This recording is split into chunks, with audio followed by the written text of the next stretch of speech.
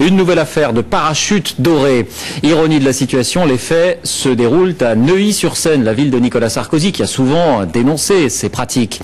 4 dirigeants d'une société pharmaceutique se sont alloués 3 millions d'euros d'indemnité, un an tout juste avant la liquidation et la mise au chômage sans un sou de 315 salariés. Julien Beaumont, Delphine Paric-Miller. Pendant 11 ans, son bureau, c'était dehors. Hubert Gréaud était délégué des médicales, toujours en déplacement. Mais son entreprise a été mise en liquidation judiciaire. Le plus choquant pour lui, c'est que l'an dernier, alors que la société allait mal, ses dirigeants ont reçu primes et parachutes dorés, des sommes qui manquent aujourd'hui pour le plan social des salariés.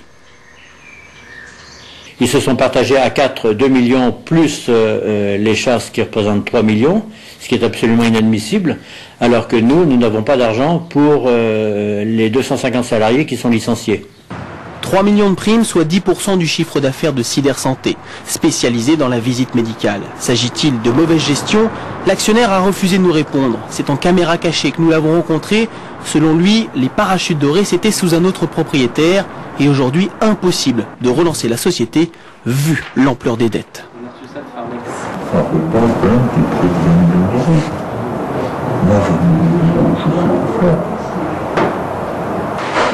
Les salariés répartis sur toute la France ont décidé de mener une action en justice. Le procureur de la République, qui a été saisi de cette affaire, envisage de poursuivre éventuellement les dirigeants si ceux-ci ne veulent pas restituer en quelque sorte une partie des fonds qu'on ne retrouve pas aujourd'hui dans l'entreprise.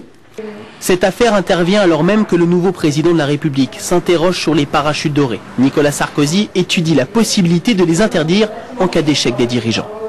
En bref, sachez que les salariés